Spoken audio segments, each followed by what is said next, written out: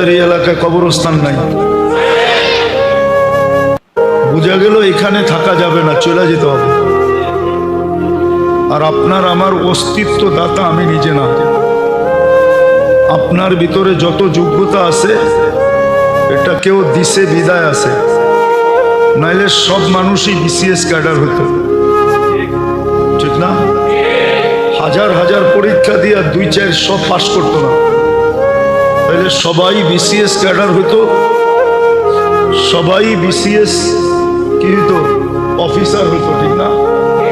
হ্যাঁ, মেধা সবাই সমান না, আল্লাহ যতটুক দিছে অতটুকুই। এটা রাবার না যে টানলে বাড়তে থাকবে, আল্লাহ যতটুক দিছে অতটুকুই সম্ভব, আর বেশি সম্ভব না। বিদায় এটা মাইনা নেওয়া দরকার যে আমাদের দিলের ভিতরে আজকে যোগ্যতা নাই, দিল অতটুকু সজাগ না যতটুক 1400 বছর আগের মানুষগুলার ছিল। কাফের ছিল কিন্তু দিল সজাগ ছিল, যোগ্যতা সম্পূর্ণ ছিল। এই জন্য ওরা বলতো কোরআন শুনো না। আমরা শুনি, তারপরও কোনো ভিতরে প্রতিক্রিয়া হয় না। বলেন কতটুকু জানি আর কতটুকু শুনি আর কতটুকু মানি? সবাই তো বইলা বেড়ায়, আমরা কি কম জানি নাকি? আমরাও তো কিছু জানি, ঠিক না? আমরাও তো কিছু শিক্ষা দীক্ষা নিচ্ছি, ঠিক না? আচ্ছা, আপনি যতটুকু শিখছেন অতটুকু মানেন? বলেন, যতটুকু জানি অতটুকু মানি, যতটুকু শুনি অতটুকু মানি? যদি না মানি তাহলে আমি শুনলাম কি, শিখলাম কি, জানলাম কি? অথচ মানুষ দেখা যায় জান পর্যন্ত দিতে রাজি, নাইলে 50 লাখ টাকা দিয়ে আমেরিকা মেক্সিকোর জঙ্গল পার হইয়া কেন যাবে? ওর দিলে গাইছা গেছে আমেরিকা, ঠিক না? গেলেই ডলার, ঠিক না? সত্য তো? 1 টাকা 127 টাকা, ঠিক না? এখন জানের বাজি রেখা যেতেছে। আর আমি তো শুনা বলতেছি না, আমি তো ওদেরকে দেখা বলতেছি, ওদের কাহিনী এখানে সেভ করে বলতেছি। ওরা যখন কাহিনী শোনায় যে আমি কি কষ্ট করে আমেরিকাতে আসছি, কিন্তু ওকে তো বলা যায় না যে তুই 50 লাখ টাকা দিয়ে এত কষ্ট করে আসলি কেন? কি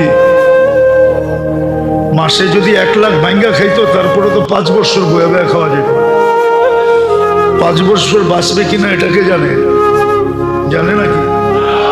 আমি তো গত বছর দেখলাম, জানাজা পড়লাম একজনের, সে 30 লাখ টাকা দিয়ে গেছে, মাত্র জেলখানাতে বাহির হওয়ার পরে 4 মাস শুধু কাজ করছে, মোটর সাইকেল অ্যাক্সিডেন্ট করে মারা গেছে। তার 30 লাখ কি 4 মাসে উঠে গেছে নাকি? হ্যাঁ, মাসে 5 লাখ কামাইলো তো 4 মাসে মাত্র 20 লাখ কামাইছে। খাইছে কি ভিক্ষা করে? থাকার ঘরের ভাড়া দিছে কে? বাড়িতে পাঠাইছে কি? তোর তো খরচ ওঠে না, ঠিক না? কিন্তু দিলে গাইথা গেছে, এই জন্য আমেরিকা যাওয়া সহজ হয়েছে।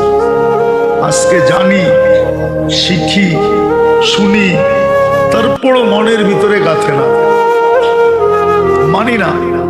এই জন্যই কথা শুরুটা ছিল যে যত বেশি ধ্যান দিয়া শুনবো তত বেশি দিলে গাঁথবে।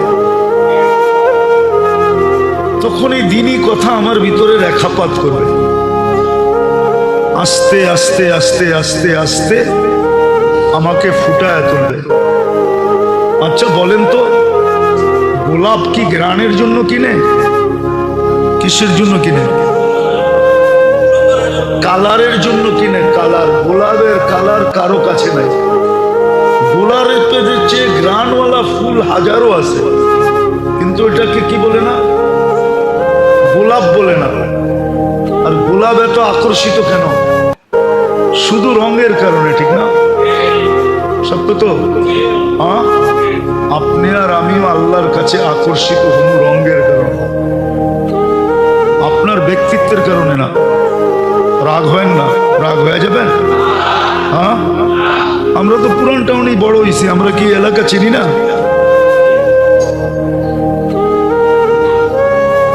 আপনি ব্যক্তিত্বের কারণে আল্লাহর কাছে দামি হবেন না। হইতে পারে এই এলাকায় আপনার 10টা বাড়ি আছে, বাড়িওয়ালা হিসাবে দামি হবেন না। আমার কথা রাগ হন, জামলে তা হন। আমার কাছে শুন নাই তো আমার কথাই কর্কশ। আপনি 20 বাড়ির মালিক হলেও আল্লাহর কাছে দামি হবেন না। পুরা একটা এলাকার মালিক হলেও দামি হবেন না। আল্লাহর কাছে দামি হবেন কালার দ্বারা, রং দ্বারা। ওই রঙের কথাই বলতেছি। নাহলে আমি চিনি, আমি হাঁটতে হাঁটতে আসতেছি তো বৈশা, আমি চিনি, আমরা চিনি, এখানে অনেক লোক আমাদেরকে চিনে। আমি এই এলাকা চিনি, সুবাড্ডার থেকে নিয়ে এই এলাকা আমরা চিনি। বড়ই তো হয়েছি পুরান টাউনে, বেশি দূরে তো বড় হই নাই। অন্য কারণে বলতেছি, এই জন্য আল্লাহ দুনিয়ার অবস্থান দিয়া আমাদেরকে দেখবে না, মূল্যায়ন করবে না, ব্যক্তিত্ব দিয়া না। আমাদের চোখের সামনে শুধু ব্যক্তিত্ব ভাসে, অস্তিত্ব ভাসে না। অস্তিত্ব যদি ভাসত তাহলে কোনো মানুষ আল্লাহ ভুলা হইতে পারে না।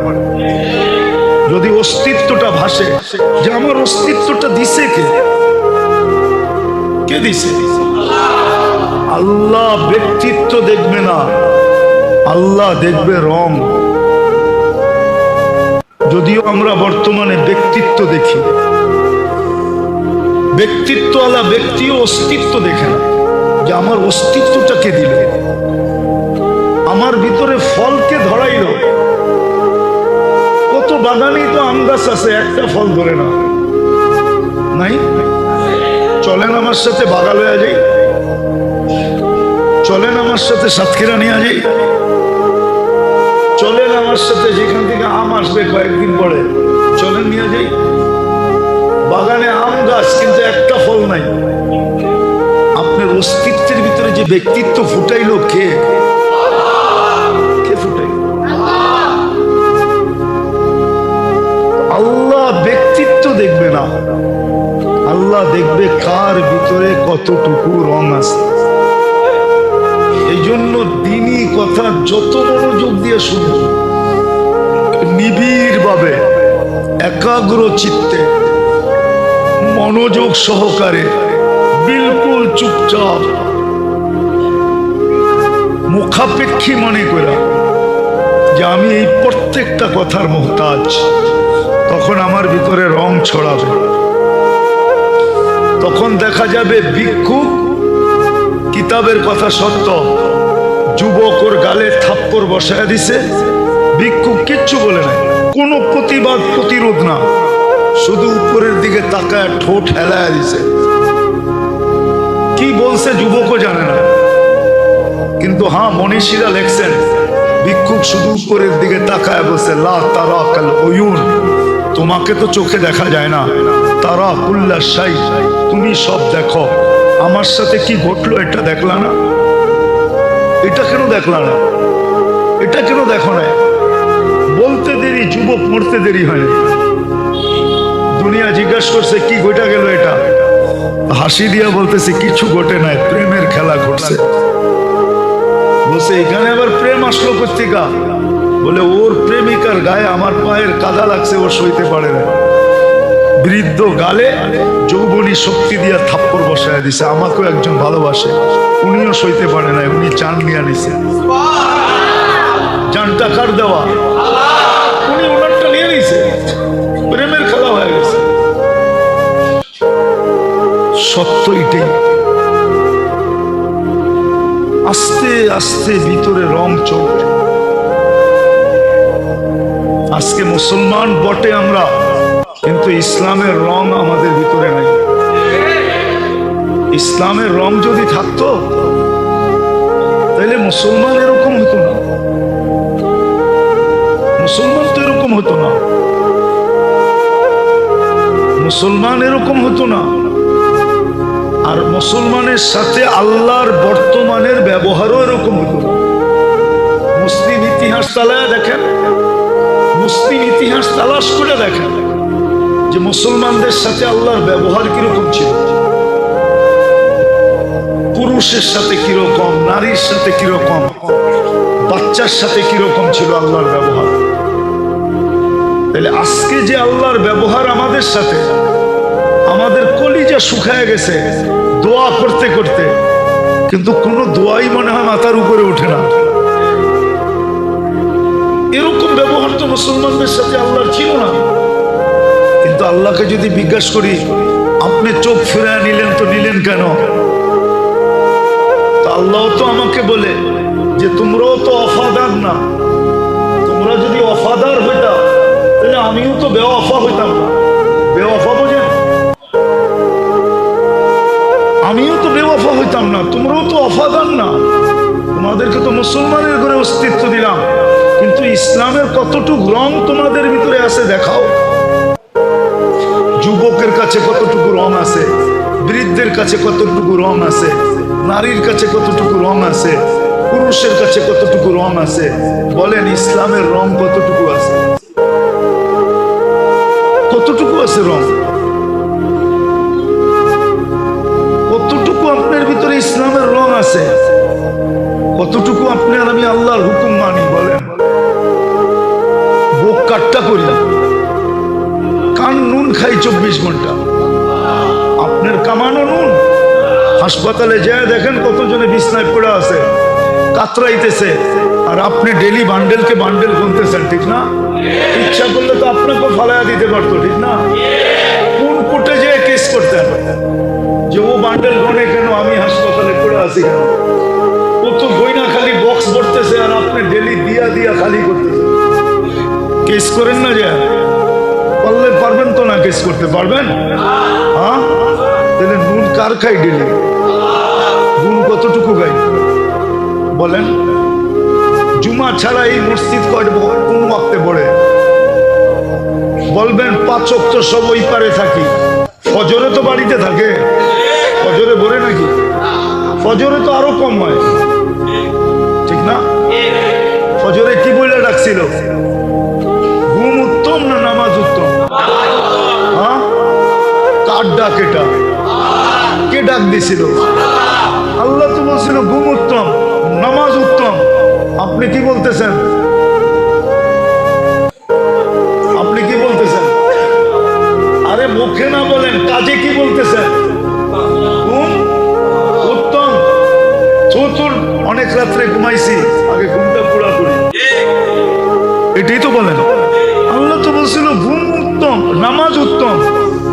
নামাজ স্বাস্থ্যকর, নামাজ তোমার স্বাস্থ্যের জন্য উপযোগী ছিল, স্বাস্থ্যকর ছিল।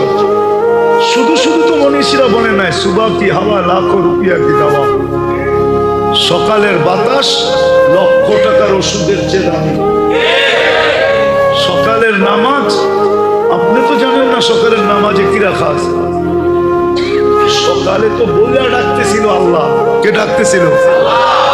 সকালে তো জোহরের চেয়ে কম হয়, আসরের চেয়ে কম হয়, মাগরিবের চেয়ে কম হয়, এশারের চেয়ে কম হয়, না হয় না? হ্যাঁ, কি রাত্রে কি ওই পারে থাকেন নাকি? ঘুমানোই পারে? ঘুমায় তো এই পারে, ঠিক না? প্রত্যেকের বাড়িতে ঘুমায়, ঠিক না? 5 বেলা নাইলে মাইনা নিলাম যে ওই পারে ছিলাম। ফজরে কোন পারে ছিলেন? ফজরে কেন আসে না? তো নুন কতটুকু খাই আর গুণ কতটুকু গাই।